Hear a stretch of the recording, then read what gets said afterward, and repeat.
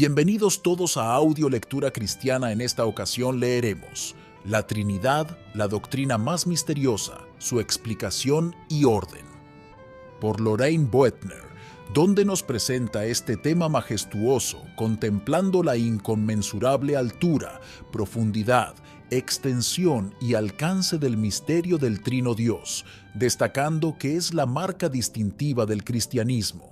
Luego nos ayuda con 2 artículos más, una exposición comprensible de la doctrina misma, seguida por el tema controversial del orden y la subordinación dentro de la Trinidad.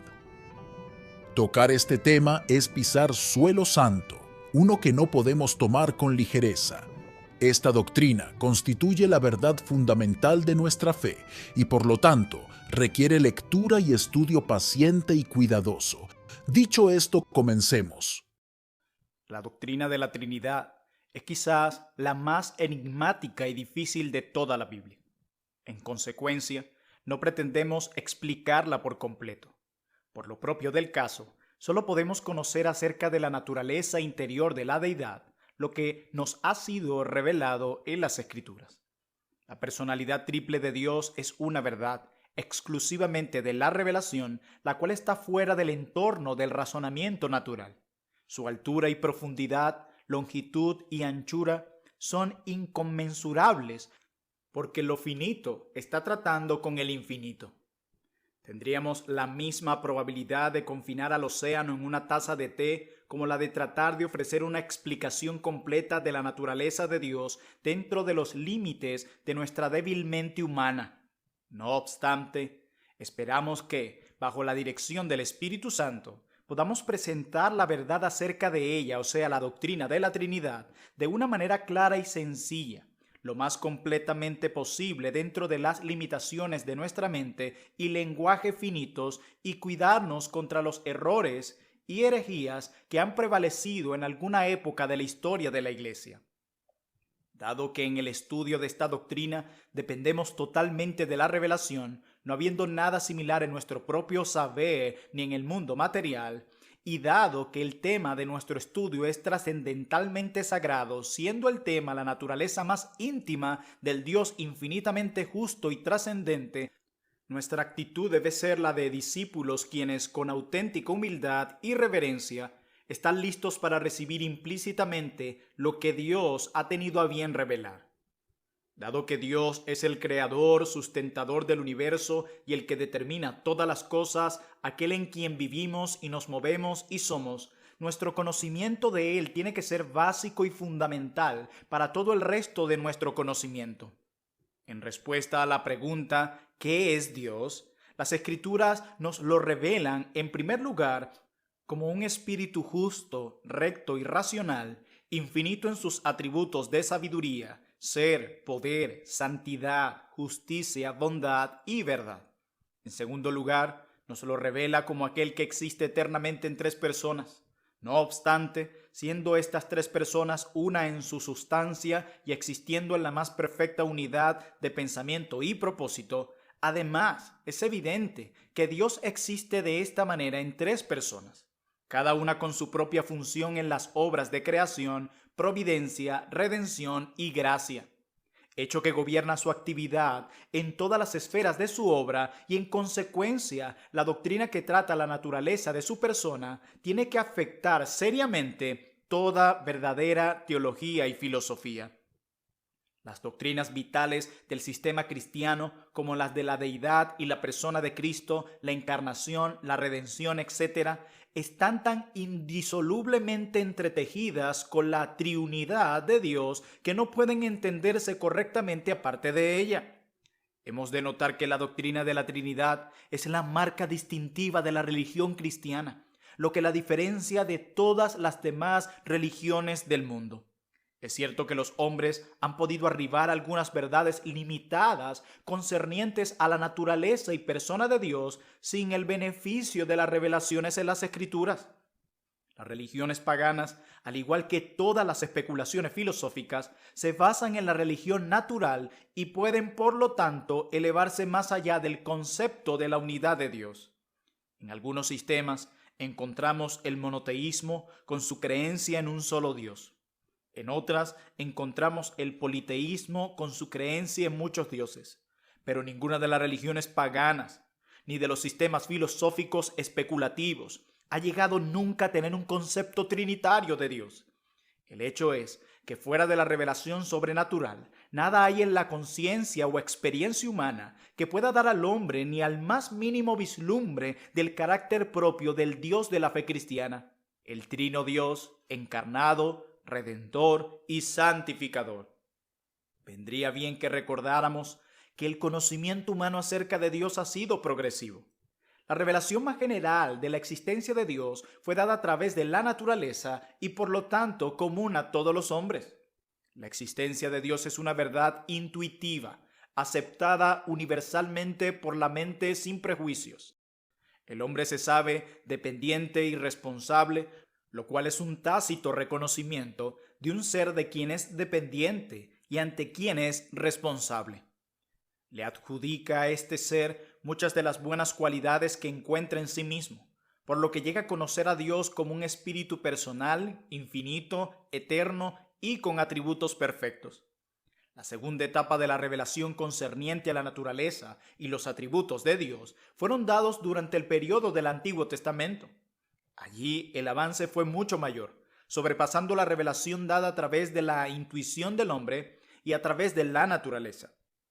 Dios es dado a conocer particularmente como el Dios de la gracia y el Redentor de los pecadores.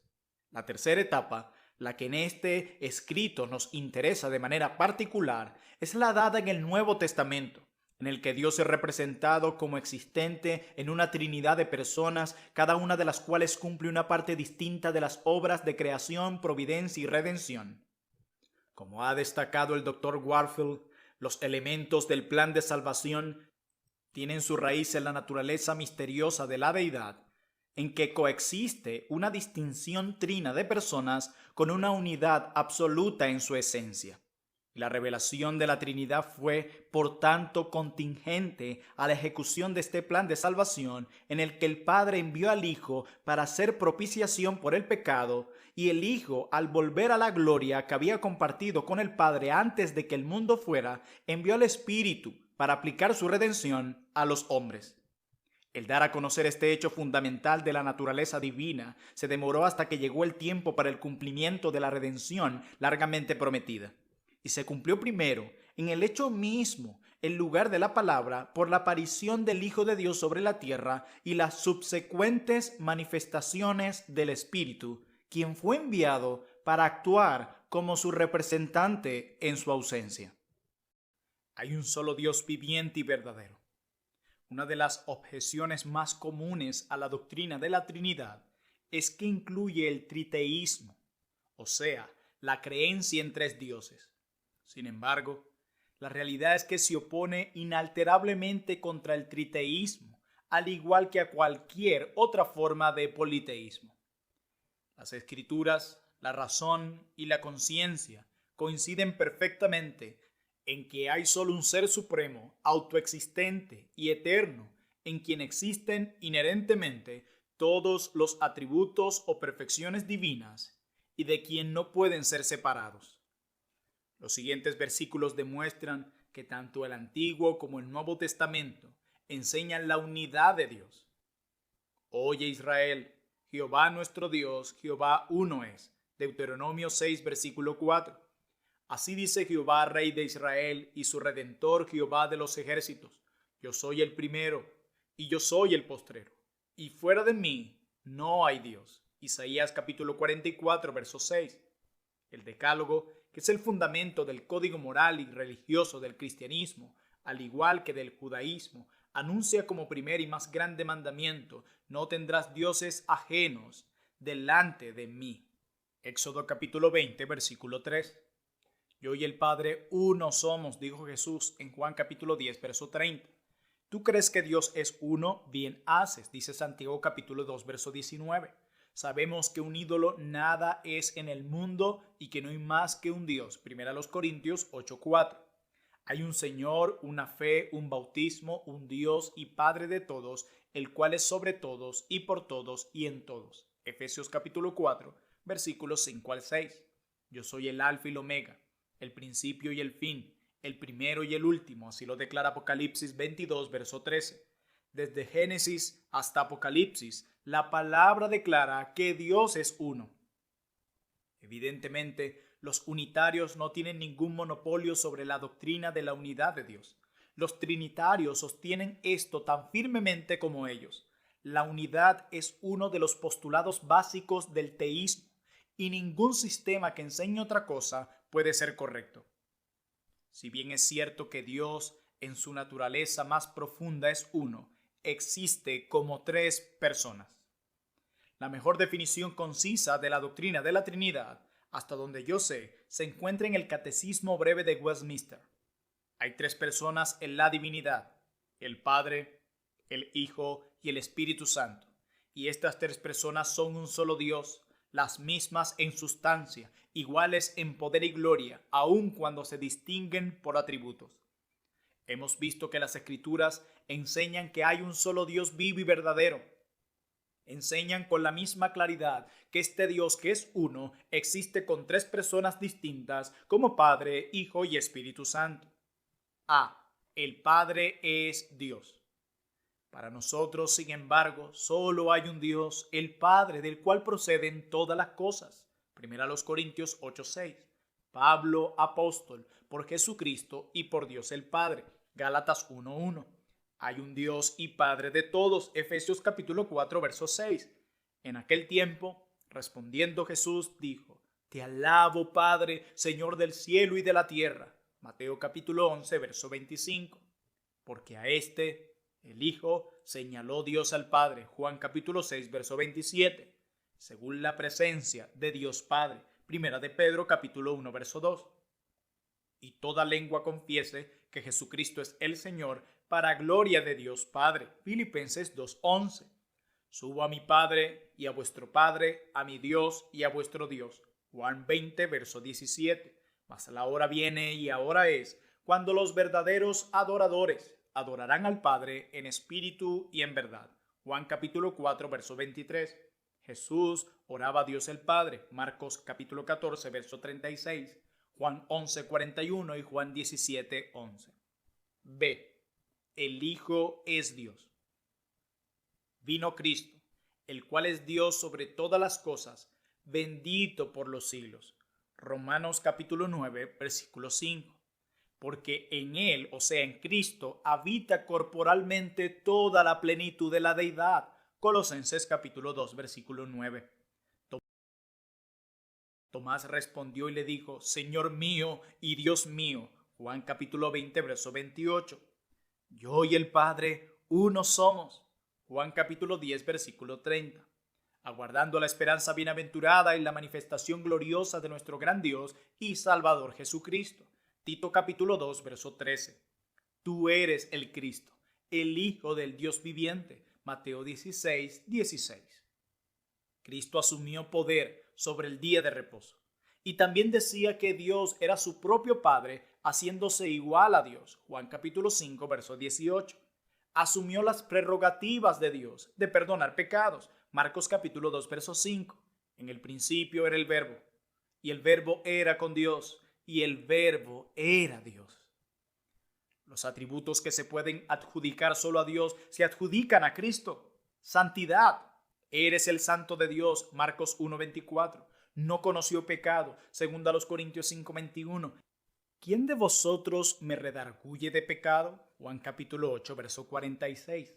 Santo, inocente, sin mancha, apartado de los pecadores. Hebreos capítulo 7, verso 26. En cuanto a su eternidad, en el principio era el Verbo. Juan 1:1. Antes que Abraham fuese, yo soy. Juan 8:58. Mas del Hijo dice: tu trono, oh Dios, por el siglo del siglo. Hebreos 1:8. Aquella gloria que tuve contigo antes que el mundo fuese. Juan 17:5. En cuanto a su vida, en él estaba la vida, dice Juan 1:4. Yo soy el camino y la verdad y la vida. Nadie viene al Padre sino por mí. Juan 14:6. Yo soy la resurrección y la vida. Juan 11:25. En cuanto a su inmutabilidad, Jesucristo es el mismo ayer y hoy y por los siglos. Hebreos 13:8. Ellos, o sea, los cielos, Perecerán, mas tú permaneces. Ellos serán mudados, pero tú eres el mismo. Hebreos capítulo 1, versos 11 al 12. En cuanto a su omnipotencia. Y Jesús se acercó y les habló diciendo: Toda potestad me es dada en el cielo y en la tierra. Mateo 28, 18. El Señor, el que es y que era y que ha de venir, el Todopoderoso. Apocalipsis 1:8. En cuanto a su omnisciencia, sabes todas las cosas. Así lo declara Juan capítulo 16, verso 30. Conociendo Jesús los pensamientos de ellos. Mateo capítulo 9, verso 4. Jesús sabía desde el principio quiénes eran los que no creerían y quién le había de entregar. Juan capítulo 6, verso 64. En quien están escondidos todos los tesoros de la sabiduría y del conocimiento. Colosenses capítulo 2, verso 3. En cuanto a su omnipresencia, yo estoy con vosotros todos los días. Mateo 28, 20. La plenitud de aquel que todo lo llena en todo. Efesios capítulo 1, verso 23. Creación. Todas las cosas por él fueron hechas, y sin él nada de lo que ha sido hecho fue hecho. Juan capítulo 1, verso 3. El mundo por él fue hecho. Juan capítulo 1, verso 10. Porque en él fueron creadas todas las cosas, las que hay en los cielos y las que hay en la tierra, visibles e invisibles, sean tronos, sean dominios, sean principados, sean potestades. Todo fue creado por medio de él y para él, y él es antes de todas las cosas, y todas las cosas en él subsisten. Colosenses capítulo 1, verso 16 al 17. Sustenta todas las cosas con la palabra de su poder. Hebreos capítulo 1, versículo 3. Resucitando a los muertos. El Padre le dio autoridad de hacer juicio, por cuanto es el Hijo del Hombre. No os maravilléis de esto, porque vendrá hora cuando todos los que están en los sepulcros oirán su voz, y los que hicieron lo bueno saldrán a resurrección de vida, mas los que hicieron lo malo a resurrección de condenación. Juan capítulo 5, versículos 27 al 29. Juicio de todos los hombres.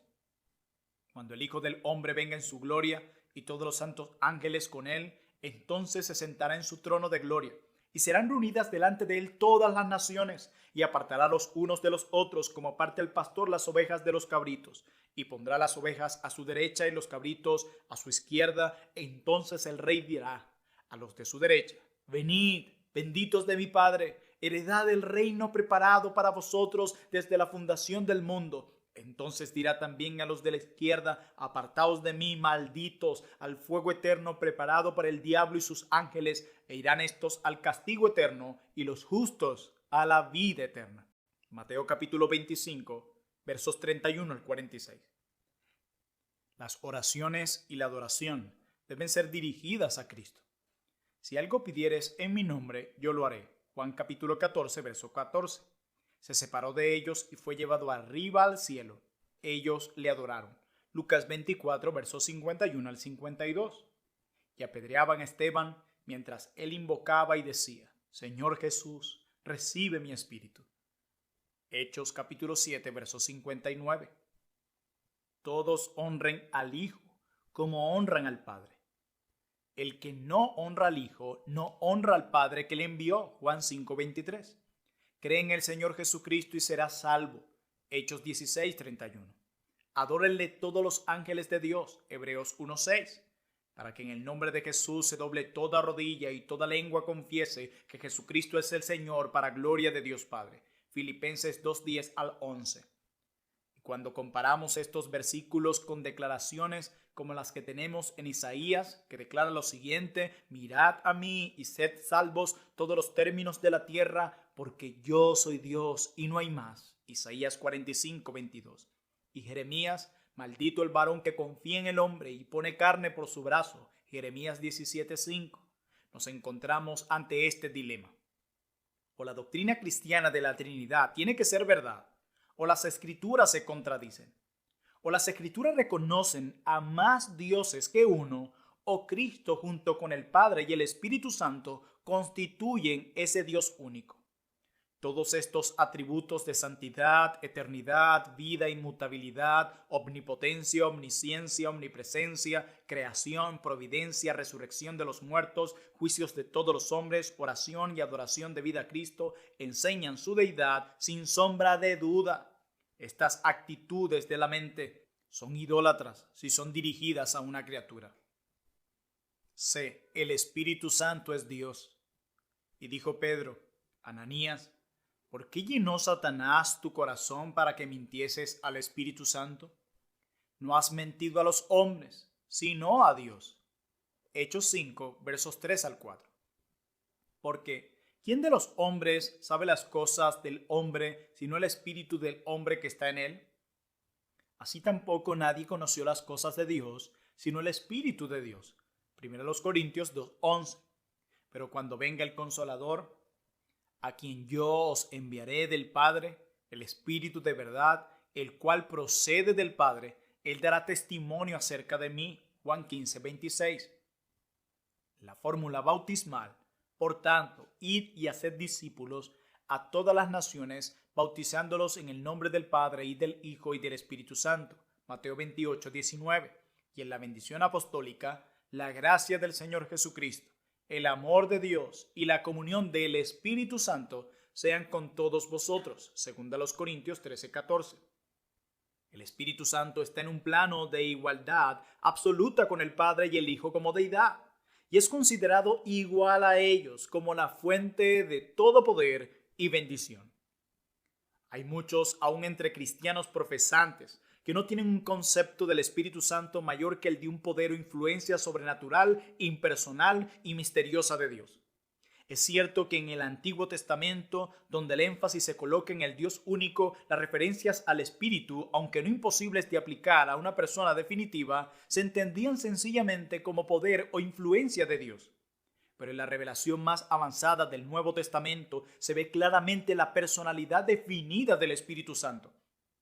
Y no se le puede considerar solo como una influencia o un poder divino, sino como una persona divina. Los siguientes versículos enseñan claramente que el Espíritu Santo es una persona. Y el Espíritu dijo a Felipe: acércate y júntate a ese carro. Hechos 8:29. Le dijo al Espíritu a Pedro: he aquí 3 hombres te buscan. Levántate pues y desciende y no dudes de ir con ellos, porque yo los he enviado. Hechos 10, verso 19 al 20. Dijo el Espíritu Santo: apartadme a Bernabé y a Saulo para la obra a que los he llamado. Hechos 13:2.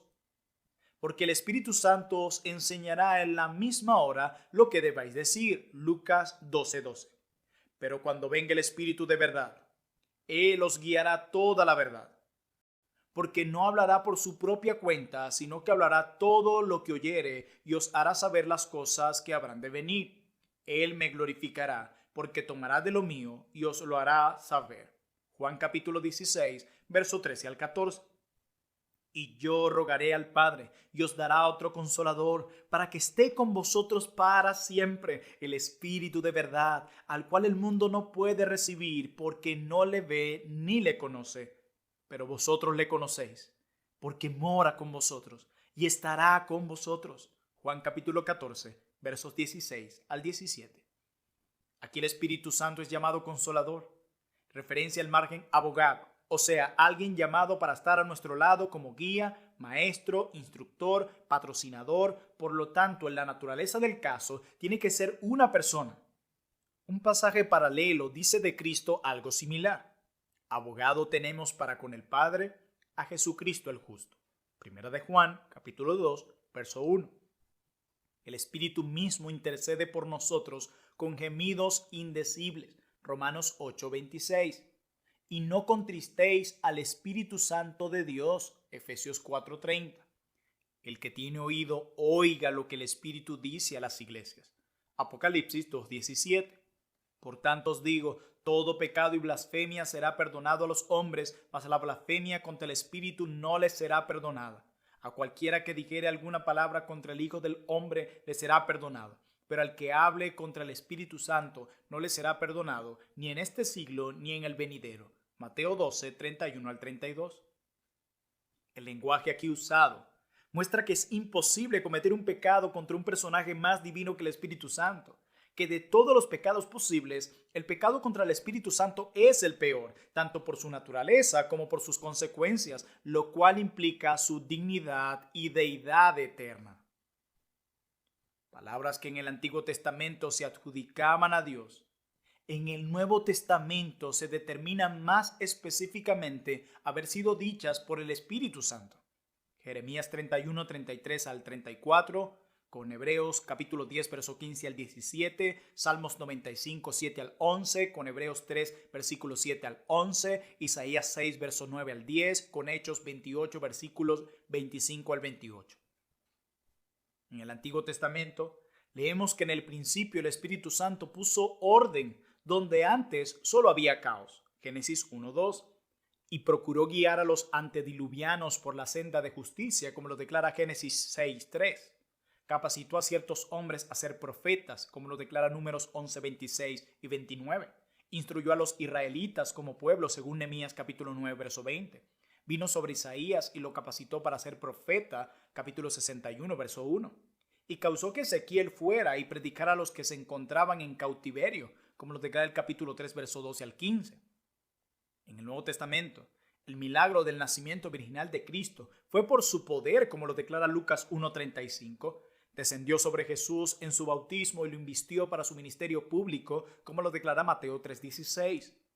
Fue prometido a los discípulos como consolador y maestro, como lo declara Juan 16, versículos 7 al 13. Apareció a los discípulos el día de Pentecostés y los capacitó para ser misioneros mundiales, como lo declara Hechos 2, verso 1 al 42. Por otro lado, impidió que Pablo fuera en una dirección y lo envió por otra, como lo declara Hechos 16, versículos 6 al 10. Da a distintas personas dones y talentos, como lo declara Pablo en 1 Corintios capítulo 12, versos 4 al 31. Realiza la obra sobrenatural de regenerar el alma de los hombres, como lo declara Tito 3:5 y Juan 3:5. Inspiró a los profetas y apóstoles, de manera que lo que decían o escribían en el nombre de Dios era realmente su palabra al pueblo. Segunda de Pedro capítulo 1, versos 20 al 21. En las obras de regeneración y santificación aplica al corazón de cada uno del pueblo del Señor la redención objetiva obtenida por Cristo, y en general dirige los asuntos de la iglesia que avanza. Así que es considerado el autor del orden y belleza del mundo físico y de fe y santidad en el mundo espiritual. A lo largo de las Escrituras, el Espíritu Santo es presentado como una persona separada y distinta, con mentalidad, voluntad y poder propios. El bautismo se administra en su nombre. Se lo asocia constantemente con otras dos personas, el Padre y el Hijo, cuyas distintas personalidades son reconocidas. Un fenómeno que no haría más que crear confusión si no fuera también Él una persona distinta. Los pronombres personales y expresiones Él, de Él y yo aplicados al Espíritu Santo son términos que pueden ser usados inteligentemente solo cuando se refieren a una persona. Ocurren con tanta repetición en las narraciones que no pueden ser descartados como una tendencia a personificar una fuerza impersonal. Igual de claro y conclusivo que 2 más 2 son 4 es el hecho de que el Espíritu Santo es un agente vivo que obra con conciencia, voluntad y poder. Una vez que se establece la personalidad del Espíritu Santo, son pocos los que niegan su deidad. Seguro es que no es una criatura y en consecuencia los que admiten su personalidad aceptan también su deidad sin ninguna dificultad. La mayoría de las sectas herejes que creen que Cristo no es más que un hombre, en consonancia con esto, creen que el Espíritu es solo un poder o influencia. Los términos Padre, Hijo y Espíritu Santo designan a personas distintas que son objetivas entre sí. Los términos Padre, Hijo y Espíritu Santo no solo distinguen las relaciones diferentes que Dios asume con sus criaturas, no son equivalentes a los términos creador, sustentador y consolador que sí expresan tales relaciones, sino que son los nombres propios de diferentes sujetos que son distintos unos de otros, igual como una persona es distinta a otra. De las siguientes relaciones personales entre ellos se desprenden claramente que esto es cierto. A. Usan mutuamente los pronombres yo, tú, él, cuando hablan el uno al otro o uno de otro. Este es mi hijo amado, en quien tengo complacencia, a él oíd. Mateo 17:5. Padre, la hora ha llegado. Glorifica a tu Hijo, para que también tu Hijo te glorifique a ti. Juan 17:1. Salí del Padre y he venido al mundo. Otra vez dejo el mundo y voy al Padre. Juan 16:28. Pero cuando venga el Espíritu de verdad, Él os guiará a toda la verdad, porque no hablará por su propia cuenta, sino que hablará todo lo que oyere y os hará saber las cosas que habrán de venir. Juan 16:13. B. El Padre ama al Hijo y el Hijo ama al Padre. El Espíritu glorifica al Hijo. El Padre ama al Hijo y todas las cosas ha entregado en su mano. Juan 3:35. Yo he guardado los mandamientos de mi Padre y permanezco en su amor. Juan 15:10. El Espíritu Santo me glorificará porque tomará de lo mío y os lo hará saber. Juan 16:14. C. El Hijo ora al Padre. Ahora pues, Padre, glorifícame tú al lado tuyo con aquella gloria que tuve contigo antes que el mundo fuese. Juan 17:5. Y yo rogaré al Padre y os dará otro consolador para que esté con vosotros para siempre. Juan 14:16. D. El Padre envía al Hijo, y el Padre y el Hijo envían al Espíritu Santo, quien actúa como su agente. El que a vosotros recibe, a mí me recibe, y el que me recibe a mí, recibe al que me envió. Mateo 10:40. Como tú me enviaste al mundo, así yo los he enviado al mundo. Juan 17:18. Y esta es la vida eterna, que te conozcan a ti, el único Dios verdadero, y a Jesucristo a quien has enviado. Juan 17:3. Mas el Consolador, el Espíritu Santo, a quien el Padre enviará en mi nombre, Él os enseñará todas las cosas y os recordará todo lo que yo os he dicho. Juan 14:26. Os conviene que yo me vaya, porque si no me fuera, el Consolador no vendría a vosotros, mas si me fuere, os lo enviaré. Juan 16:7. Vemos entonces que las personas que componen la deidad son tan distintas que cada una puede dirigirse a las otras, cada una puede amar a las otras. El Padre envía al Hijo, el Padre y el Hijo envían al Espíritu Santo, y el Hijo ora al Padre y nosotros podemos orar a cada uno de ellos. Actúan y son objeto de acción como sujeto y objeto, y cada uno tiene una obra en particular que realizar. Decimos que son personas distintas porque una persona es alguien que puede decir yo y a quien se le puede decir tú o usted, y quien puede actuar y ser objeto de una acción. La doctrina de la Trinidad entonces no es más que una síntesis de estas realidades. Cuando hemos dicho estas tres cosas, que hay un solo Dios, que el Padre y el Hijo y el Espíritu es cada uno Dios, y que el Padre y el Hijo y el Espíritu es cada uno una persona distinta, hemos enunciado la doctrina de la Trinidad en su totalidad. Esta es la forma en que se encuentra en las Escrituras, y es también la forma como ha venido a formar parte de la fe de la Iglesia. El orden divino en la deidad. Cuando consideramos la doctrina de la Trinidad, tenemos que distinguir entre lo que se conoce técnicamente como la Trinidad inmanente y la económica. Al decir Trinidad inmanente, nos referimos a la Trinidad como ha subsistido en las deidades de toda la eternidad. En su vida innata, decimos que el Padre, Hijo y Espíritu Santo son iguales en su sustancia, poseyendo atributos y poderes idénticos, por lo tanto, iguales en gloria. Esto se refiere a la existencia esencial de Dios aparte de la creación. Al decir Trinidad económica, nos referimos a la Trinidad tal como se manifiesta en el mundo, particularmente en la redención de hombres pecadores.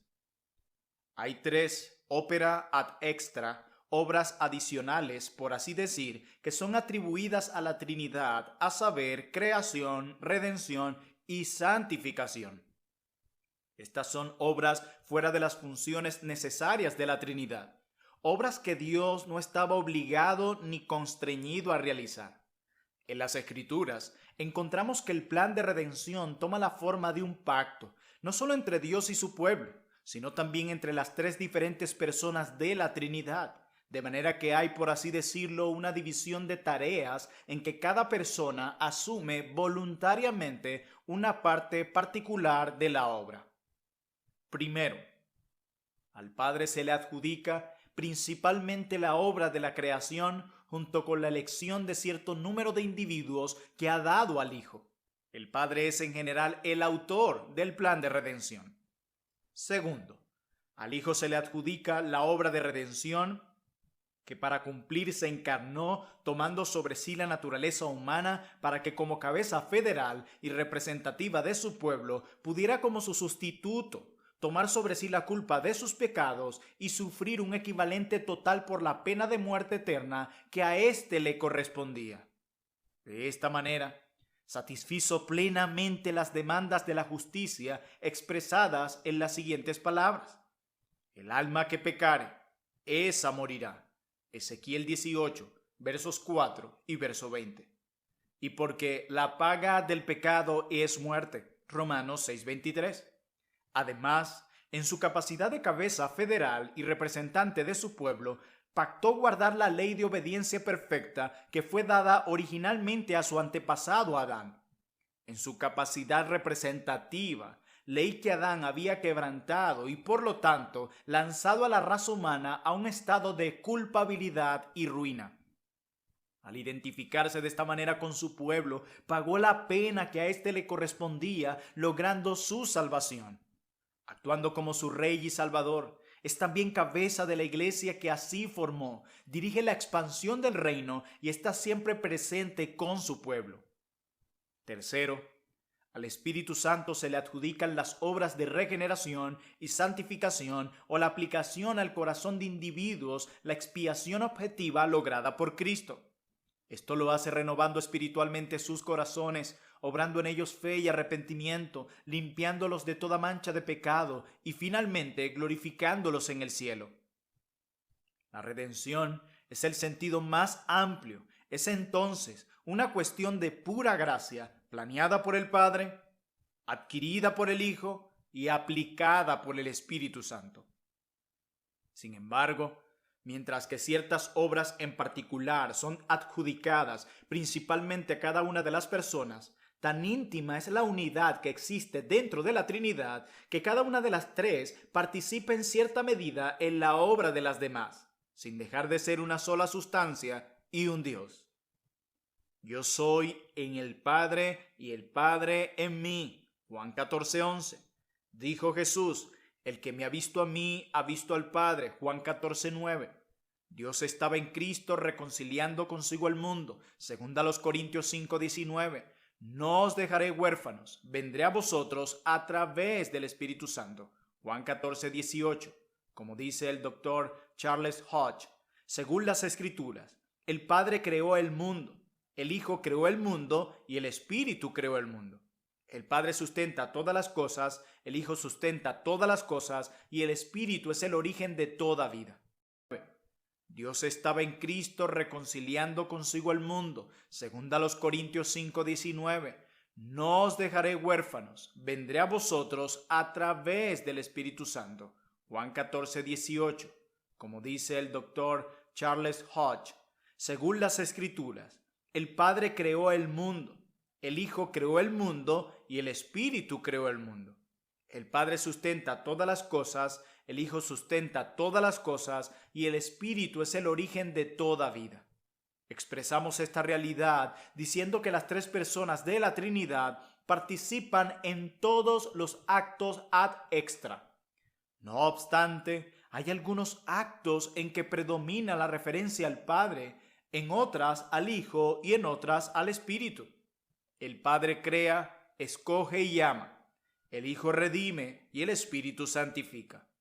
Por lo tanto, decimos que mientras las esferas y funciones de las tres personas de la Trinidad son diferentes, no son exclusivas.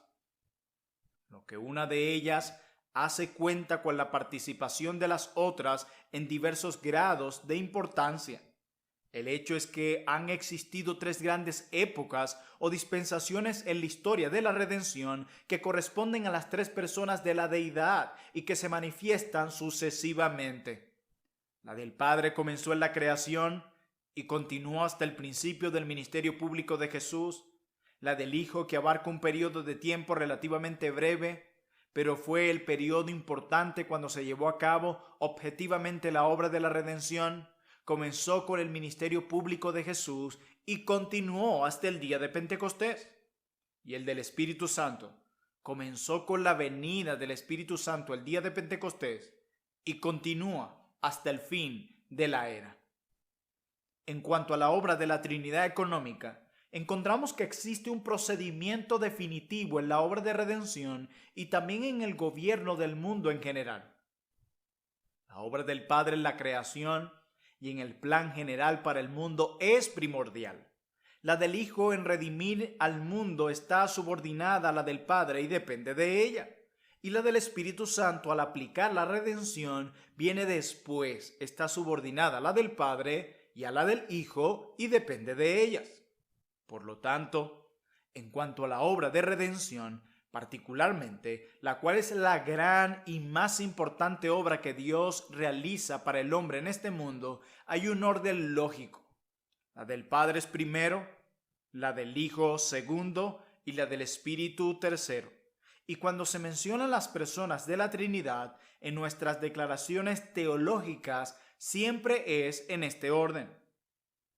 El Padre envía al Hijo y obra a través de él, como lo declara Juan 17:8, Romanos 8:3, 1 Tesalonicenses 5:9 y Romanos 5:1. Y el Padre y el Hijo obran a través del Espíritu Santo. Así lo declara Romanos 5:5, Gálatas 5:22 al 23, Tito capítulo 3, verso 5 y Hechos 15, versos 8 al 9. Según las propias palabras de Cristo, el que es enviado no es más grande que el que lo envió. Juan 13:16, y en su condición de humillación, hablando desde el punto de vista de su naturaleza humana, pudo decir, el Padre mayor es que yo. Juan 14:28. Pablo nos dice que somos de Cristo y que Cristo es Dios. 1 Corintios 3:23.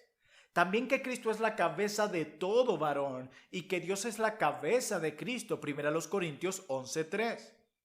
Se afirman muchas cosas del Hijo encarnado que no pueden afirmarse acerca de la segunda persona de la Trinidad como tal. Jesús en su naturaleza humana creció en sabiduría, como lo declara Lucas 2:52. Y aún tardíamente en su ministerio público, no sabía cuándo sería el fin del mundo, como lo declara Mateo 24:36. En la obra de redención, que podríamos llamar una obra de supererogación, porque se lleva a cabo por pura gracia y amor, y no por obligación. El Hijo, quien es igual al Padre, pasa a estar, por así decir, oficialmente sujeto a Él. Y a su vez, el Espíritu es enviado, actúa y revela tanto al Padre como al Hijo, no se glorifica a sí mismo, sino a Cristo, y obra fe, amor, santidad e iluminación espiritual en el corazón de su pueblo. Esta subordinación del Hijo al Padre y del Espíritu al Padre y el Hijo no se relaciona con su vida esencial dentro de la deidad, sino solo en la modalidad de sus operaciones o su división de tareas en la creación y redención. Esta subordinación del Hijo al Padre y del Espíritu al Padre y al Hijo no es de ninguna manera inconsistente con una igualdad verdadera. Tenemos una analogía de tal prioridad y subordinación, por ejemplo, en la relación entre el esposo y la esposa en la familia humana. Pablo nos dice que esa relación es una de igualdad en Cristo Jesús, en quien no hay varón ni mujer, como lo declara Gálatas 3:28, siendo el alma de la mujer de tanto valor como la del hombre. No obstante, una de prioridad y subordinación personal, en que el hogar y el Estado, el hombre es a quien se reconoce como portavoz y líder. Como dice el doctor Brenton Greene, a los ojos de Dios y a los ojos de la ley, el esposo y la esposa deberían ser mitades de un todo y ninguno mejor que el otro.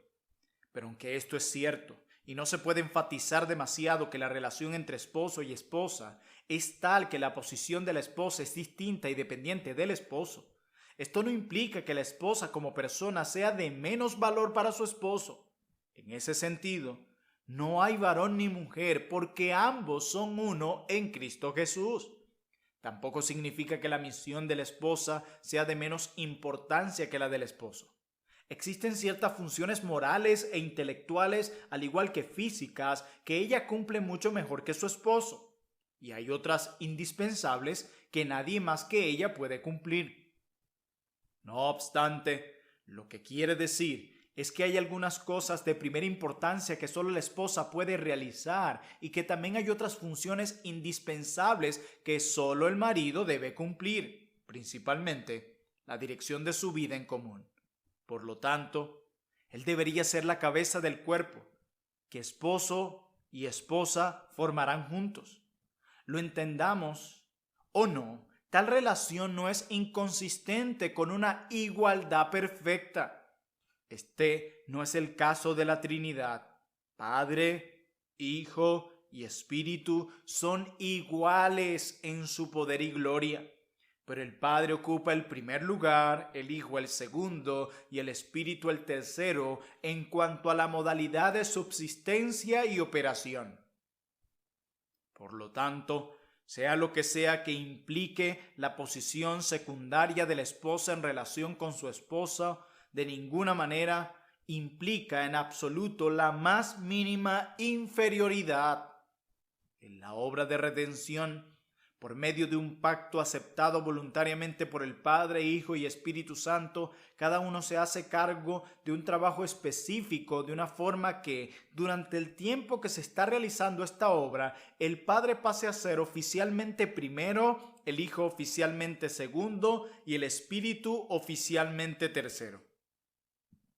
No obstante, dentro de la vida esencial e inherente de la Trinidad, se conserva la igualdad total de las personas.